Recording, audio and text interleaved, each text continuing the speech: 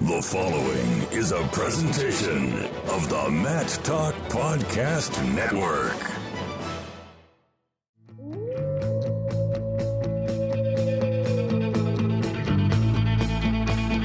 The mind of Pat Popolizio is a wondrous thing. And for you Pac wrestling fans, you'll get to go inside the mind of the Skip each and every episode here on the Pac Mentality Pop-Ins podcast.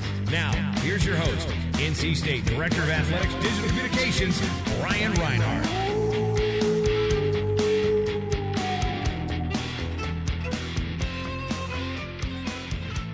The action's picking up on the mat as the 8th-ranked NC State wrestling team will have 4 consecutive weeks of action against fellow ranked ACC foes.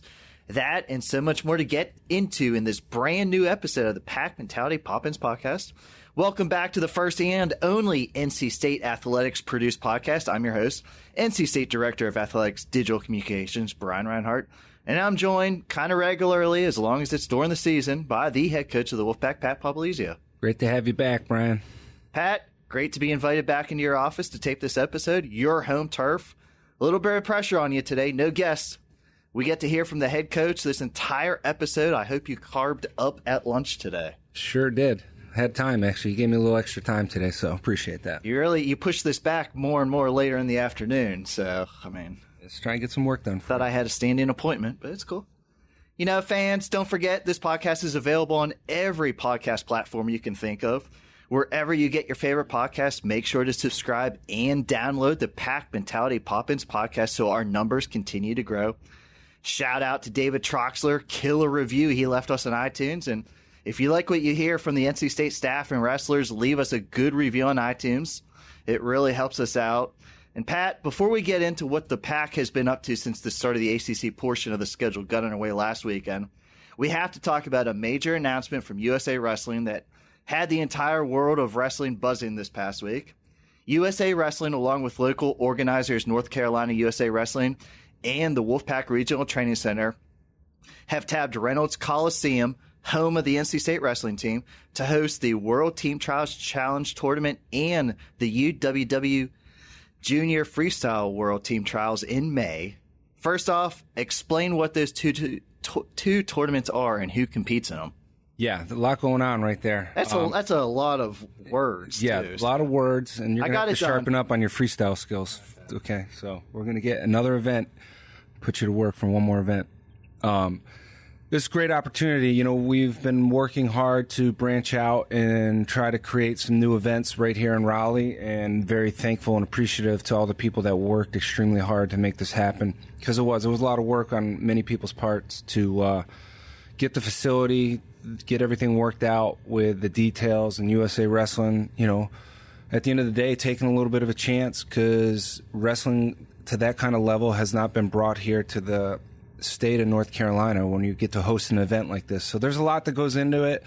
We got our work cut out for us, and I'm ready for the challenge and see how the state and the Southeast respond to packing that arena, because that's what it's going to come down to, is how many people can we get and show them that, hey, wrestling is big around here and people are going to support it. And I think some of this comes down to what's been happening on our college campus with some of our dual meets, so that helps. And looking forward to putting on a show that weekend.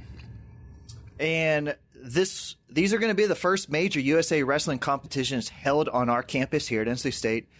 From an NC State standpoint, how did this opportunity come about, and what went into the decision of having Reynolds be the host? I think it started a little bit putting a bid in for the Final X. We were a little late on things, couldn't get the right date, and then this opportunity opened up, and we were able to convince them that, hey, this is a perfect venue. I don't know if you've seen Reynolds, but it's a perfect venue for the World Team Trials. It's going to be loud, rowdy fans. There's not a bad seat in this arena, and I think it's just a perfect area for the problem we have with a lot of our events. You know, we're in these certain areas of the country where, you know, you're there for wrestling, and then outside of that, you know, there's no, a lot of times restaurants aren't open to a certain time, and it's a long wait. The luxury with Raleigh is I feel like it can handle, you know, the people that are going to be here for this event. The hotels, you can walk outside and, you know, you want to get some food or whatever it is you're looking to do. There's going to be a lot going on in Raleigh. The weather at that time of the year is going to be beautiful. So our sport needs to branch out and do some more things like this. So we're excited to host this. You never answered my first question. What are these two tournaments? Okay, so the two tournaments, you're going to go to the Las Vegas U.S. Open. You're going to qualify by placing in the top 7 there or winning tournaments like the Dave Schultz.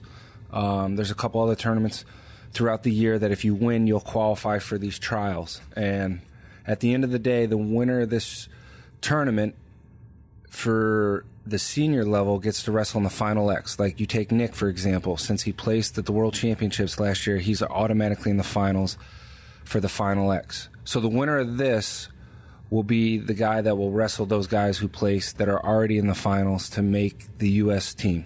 On the UW 23 and under, that's where you're going to see 2 out of 3 representing Team USA. It's usually those guys that are on the 20 and under team find their way on a lot of times to the senior level down the road as they mature and get some more experience. So they kind of go hand in hand with each other.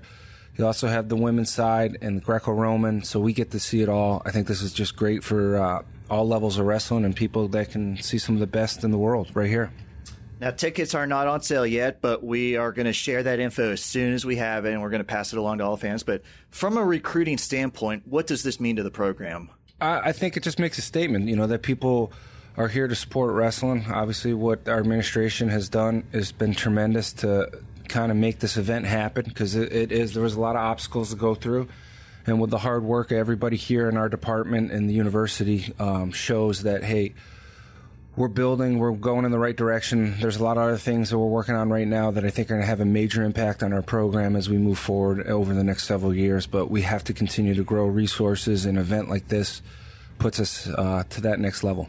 Sounds like a tease there. You're working on a lot of stuff, but you don't tell us what you're working on. You'll see soon enough. There'll be a major impact happening that can boost us to the next level. I hope I get to. I'll tell you before it goes public. Okay, thank you. But back to current action with the NC State wrestling team. Sitting here in early February, the Pack is 13-2 overall and ranked number 8 this week in the coaches poll. 53 straight polls ranked in the top 10 dating back over the last 4 seasons. Pat, ACC action started last weekend. NC State came away with a 30-12 home win over rival Duke. Starting at heavyweight, NC State won the first 4 and jetted out to a commanding 20-0 lead. Your thoughts on the duel overall? Bonus points once again really paved the way for the team win. Yeah, that was big getting the bonus points because there's definitely a lot of really good competitors with the Duke team. I think you saw those matches wrestled very hard and a lot of points being scored on both sides. And yeah, it was a good test for us right now. We were waiting to get our full lineup in there. We're getting closer to that, so that's a major benefit. But again, it's guys having to step up, score those bonus points to put us in position to win these duels, and that's what I like about where we're at as a team right now. We're gaining with leaders and different guys stepping up and having to be the guy that each week someone different, someone new, and that's what's making our team. And what a stretch you guys have coming up. And, of course, we're going to preview this weekend's duel at Virginia. But in this week's NWCA coaches poll, 5 of the 6 ACC teams are all ranked among the top 25. Your Wolfpack, of course, sits at number 8. But it just so happens NC State's final 4 duels are all against ranked foes. Number 23, Virginia. Then the home finale against number 13, Pitt. And then closing out the regular season with the road duels at number 17, North Carolina, and number 12, Virginia Tech. And what a great achievement by the ACC to have 5 teams ranked here in early February. Yeah, this is probably one of the years where there's, every team is neck and neck with each other, and I think that makes for a great conference. Over the years, everybody's worked extremely hard to grow wrestling in the ACC, and I think you're seeing that right now. At any given day, someone new can step up and win, and it's making everybody better. Everybody's got to stay out there and stay hustling and working, and it's keeping everybody sharp, and that's what makes for a good conference and gets guys ready at the end of the year. And we look forward to the challenge because it's not going to be easy for us where we're at right now as a team. We're going to have to be ready to compete over the next month, and these guys know it, and our workouts have been being more and more focused in on quality, and guys have looked really good. So, we still got a lot of time to keep getting better, but I like where we're heading right now. NC State will be in road action this weekend, traveling up to number 23 Virginia for a Friday night duel. The action is going to be streamed on ACC Network Extra, and of course, we're going to have tons of live coverage on Twitter at PackWrestle. Pat, Virginia's been ranked each of the last 2 weeks. They took on a new strategy this season, went dual heavy. This is going to be their 19th dual on the year compared to just one tournament. Coach Steve Garland, he's run things up there for a number of years. Always a tough challenge when you guys face this CAF squad. Yeah, no doubt about it. Another New York guy. Coach Garland's done a phenomenal job over there. So I've known him, actually grew up same time wrestling in high school. So I've known him for a very long time, and he's done a really good job building that program and their fan base and whatnot, and they always come ready to wrestle. So I like the environment. We're getting ready to go in there. They're always rowdy. It should be for a great duel. They got a lot of really good guys right now, too. So we got to be ready to wrestle as we get up that way. And it should be noted, everybody is among the Wolfpack's normal probable starters for the first time since that January duel at Ohio State. And, of course, health, it's never going to be perfect for everybody this late in the year, but you have to be happy at how things played out the last few weeks. You guys have won all the duels despite missing 3 top 12 guys in the weight class. A lot of guys got a lot of experience, and a lot of guys stepped up for you. Absolutely. And that's a little bit of depth, the guys working hard and giving new guys opportunity. But, yeah, when we get everybody back 100%, we can be a very dangerous team, and that's the goal right now is to week, day to day, just keep getting guys closer to being 100%. They're all in there working out, and we are – different workouts for different guys here and there, and that's the name of the game. We want to obviously wrestle the best guys we can, but also being cautious and not rushing somebody back too soon to have setbacks, and that's what we're paying attention to right now, and I got a lot of faith. Will's done a really good job working with our guys. We got Rob obviously in there. Our trainer's been on top of everything that we're working on, and some of the best doctors right here has helped tremendously. So we got a lot of confidence in what we're doing, and we will make sure our guys are ready to go. Everything is geared up towards postseason, but these dual meets do matter, and we want to put out a good product, and we will continue to do what we can to make sure we got the 10 best guys that are ready to go that day. And Virginia had 7 of their starters ranked in the first NCAA coaches panel rankings compared to NC State, which had 8. And that was without Sean Fowles, who wasn't eligible for the minimum number of matches, but now he is. He went to App State last weekend. But when you saw the NCAA coaches panel rankings last week, what were your thoughts on where your guys stood? To be honest, I didn't even look at them right now. All right, Don't really great care. Question. Yep, good question. I have completely stayed away from rankings. Learned that the hard way. I will, as we get a little closer to the conference, I do pay attention to making sure, guys that are on the cusp, we can do what we can to qualify the weight for the conference. But at this point, I've told my guys, and it's shown in the years past, it doesn't matter where we're ranked, because when Tariq's ready to go, he's going to be a guy that's going to compete to win a national title. So put him 12, 15, 18 in the bracket, and I can promise you he's going to show up and do some damage there. So, yeah, I don't know. It's a fine balance because you can overanalyze all that.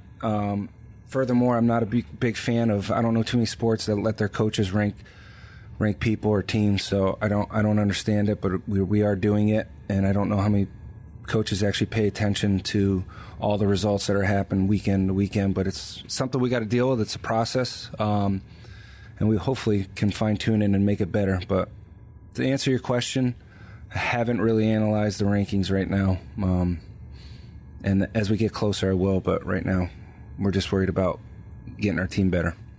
Should I show you my other questions before I ask them here? Go ahead. That's good. I feel like you really shot down that question. I don't mind it. You said you had some tough questions for me today. I'm going to give you the straight, honest answer. Virginia, they're sitting with a pair of top 10 wrestlers. Jack Mueller is number 5 at 125, and Jay Aiello is number 8 at 197.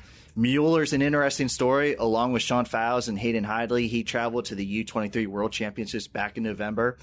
He was originally playing to redshirt, but came out of redshirt, and he's in action. He's been 9-0 this year. All bonus point wins. For you guys, it's going to be a heck of a matchup at 125. Definitely. They were on the same team together.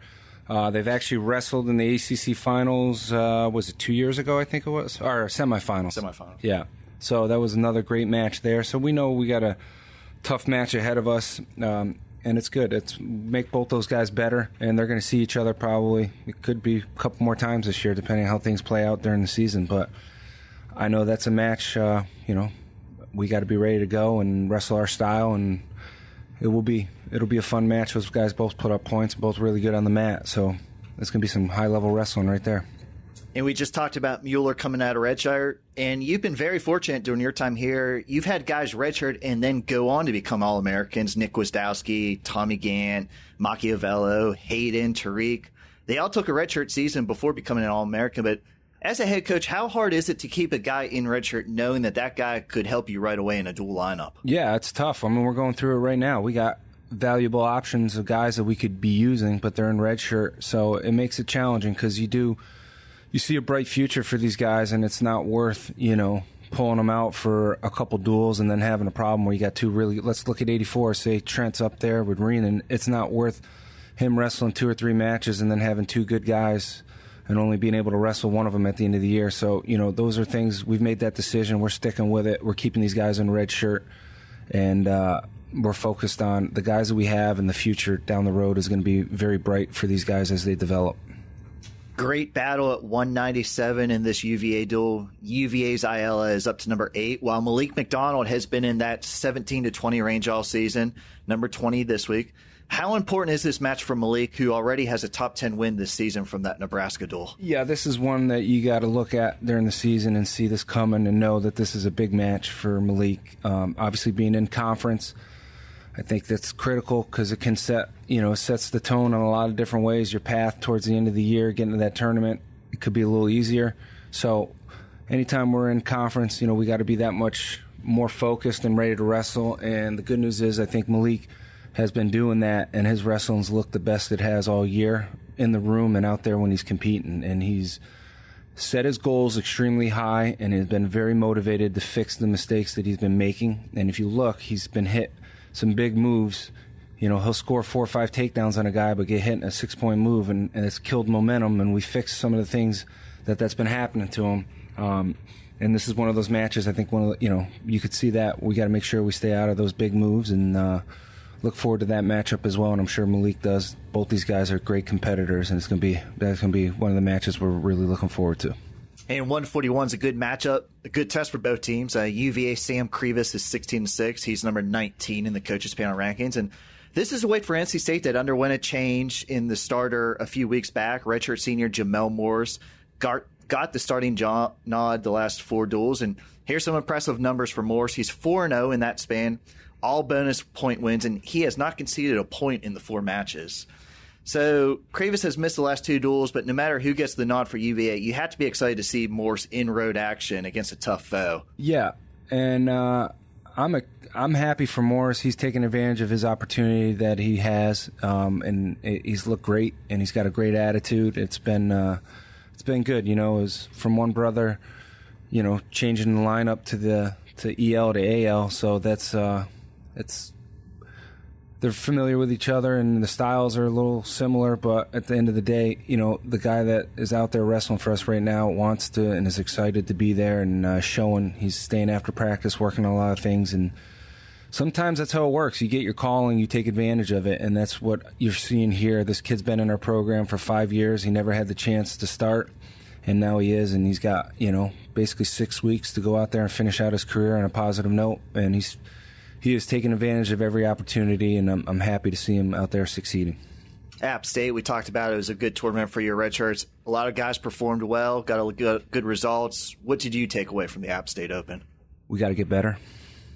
No, there was a lot of positive. The Sean going there, getting his matches in, he dominated, scoring a lot of points. Didn't wrestle him and Camacho.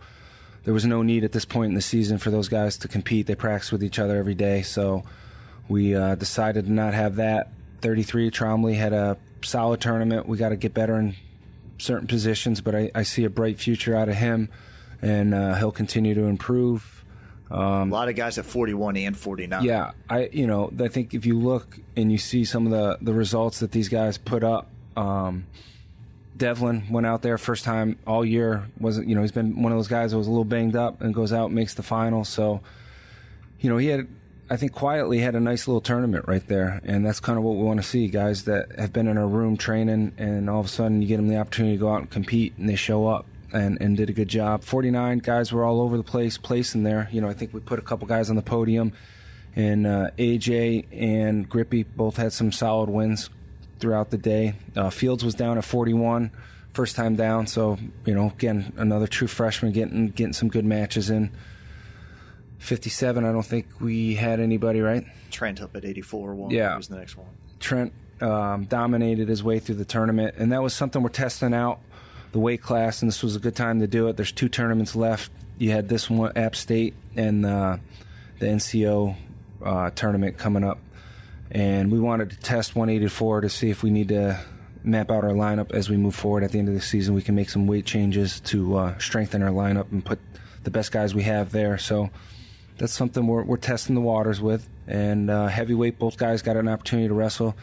We were trying to find some clarity there, but we find ourselves, again, right where we started, not knowing who really is the guy, knowing that we have 2 good quality guys, and we got to figure this out.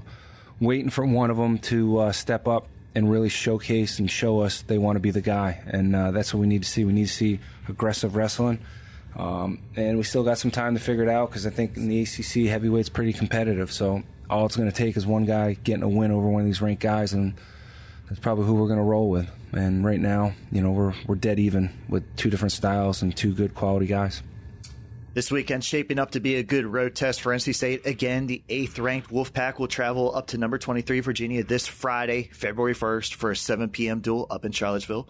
The duel is going to be streamed on ACC Network Extra, and we're all going to have all kind of live updates on Twitter at PackWrestle. Pat, good luck to you and getting the guys this weekend up there.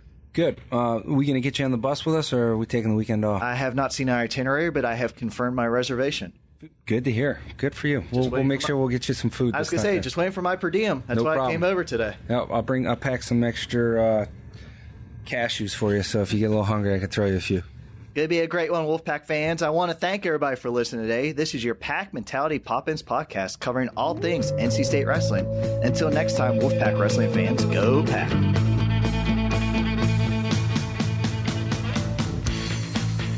The Pack Mentality Pop-Ins podcast is produced by the Mat Talk Podcast Network.